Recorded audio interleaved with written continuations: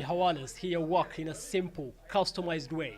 Relatives abroad make deposits with transfer agencies. Then within minutes, the hawala subsidiaries credit recipients in Somalia. It's quick and relatively easy. Just prove identity and sign.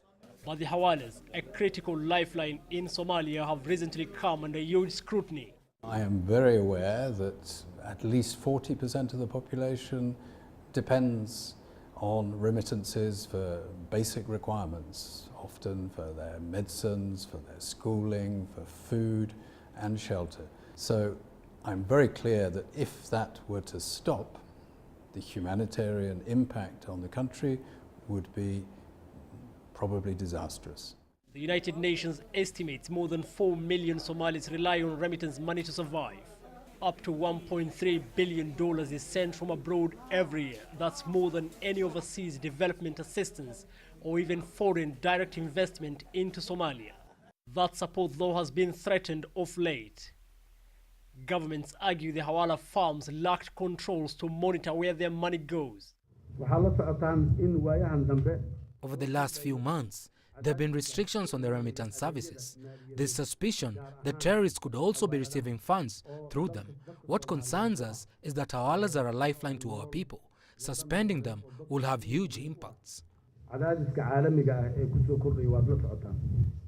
After years of conflict, few people in Somalia have jobs or bank accounts. Money from relatives overseas is the only way they can pay for food, medicine and education. But how long this lifeline can remain is a big question. Experts say closure or suspension of the hawalas will merely drive the remittance business underground, making it tougher for many people to support their families. We're a family of 13, and the remittance we receive from abroad is our only source of income. Now, it's almost exam time, meaning all our outstanding fees must be paid. If we don't, then we will miss the semester, and I would be forced to wait until next semester to resit my exams. If the hawalas remain closed, this support could be cut off. How her family would cope is a major worry. International banks and governments say the hawala farms could easily end up funding criminal activities. The local people say closure would be devastating.